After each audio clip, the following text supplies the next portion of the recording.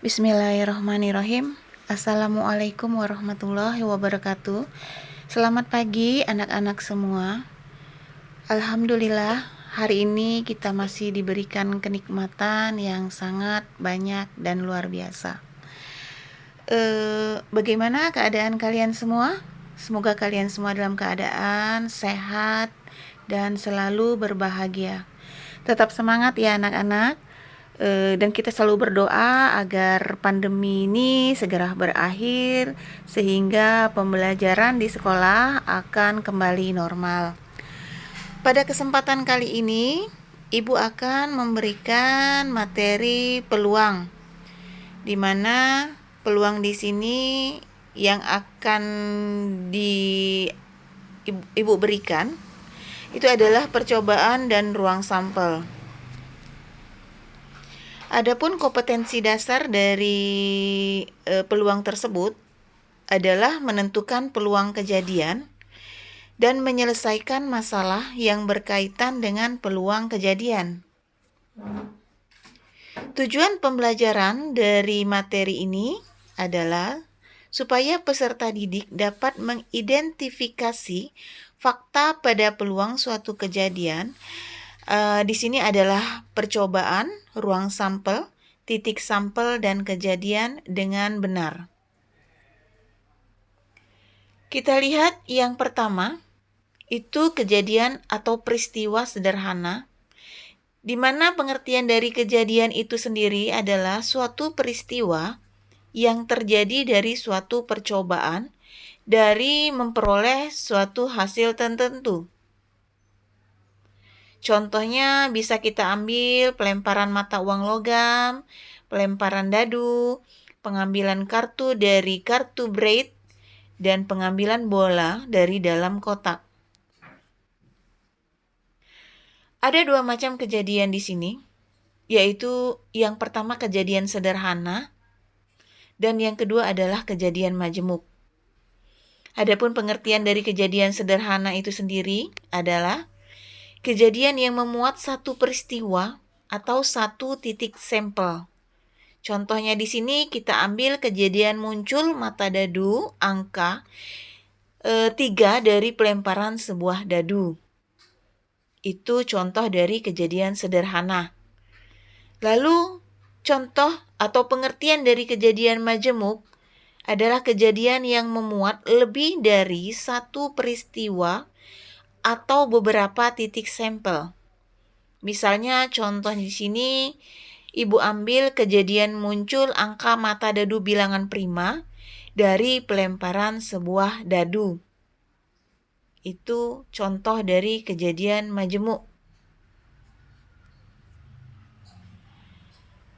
Lalu yang berikutnya adalah percobaan, ruang sampel, dan kejadian.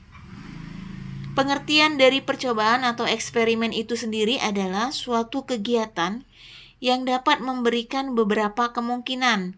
Misalnya, Ibu ambil pada pelemparan sebuah dadu, yaitu dengan angka 1, 2, 3, 4, 5, dan 6. Jadi jika hasil yang mungkin, maka nanti akan diperoleh mata dadu yang muncul nanti adalah angka 1, angka 2, angka 3, angka 4, angka 5, ataupun angka 6. Itulah yang dinamakan dari himpunan atau disebut dengan ruang sampel. Ruang sampel sendiri dilambangkan dengan huruf S, dan anggota atau banyaknya dari ruang sampel atau disebut dengan titik sampel, maka nanti lambangnya ditulis dengan NS. Lalu kita ambil di sini ada sebuah contoh, sebuah uang logam yang dilemparkan sebanyak 1 kali. Maka tentukan ruang sampelnya dan titik sampelnya.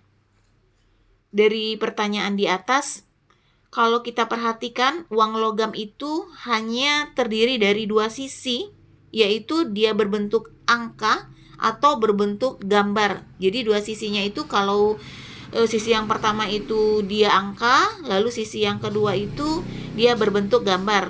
Maka ruang sampelnya dapat kita tentukan dengan S sama dengan A atau angka G atau gambar, di mana titik sampelnya yaitu A dan G.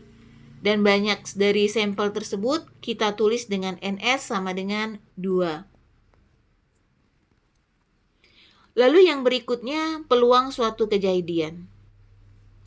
Pengertian dari peluang adalah ukuran untuk mengukur kebenaran atau ketepatan dari percobaan dalam pengambilan sampel dari suatu populasi, di mana peluang dilambangkan dengan PA.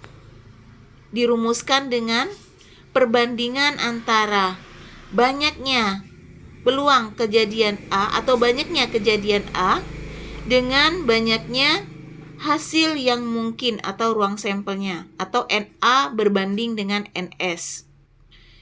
Jadi saya ulangi, di mana PA sendiri adalah lambang dari peluang kejadian A dan NA adalah lambang dari banyaknya kejadian A, lalu NS adalah banyaknya hasil yang mungkin atau ruang sampelnya.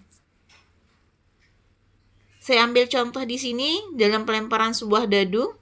Tentukan peluang dari muncul mata dadu genap. Jadi kita ambil dulu ruang sampelnya karena dia berupa mata dadu. Dimulai dari angka 1 sampai angka 6 dan banyaknya sampel itu ada 6. Lalu kita ambil atau kita misalkan dengan B, kejadian muncul mata dadu genap. Maka yang mata dadu genap yang muncul pada mata dadu mata dadu itu adalah 2, 4, dan 6. Maka banyaknya kejadian pada B itu sebanyak 3. Jadi untuk menentukan peluang munculnya mata dadu genap itu sendiri, PB sama dengan NB berbanding dengan NS. NB tadi kita dapatkan 3, sedangkan sampelnya atau ruang sampelnya sebanyak 6, maka hasilnya 3/6 disederhanakan menjadi 1/2.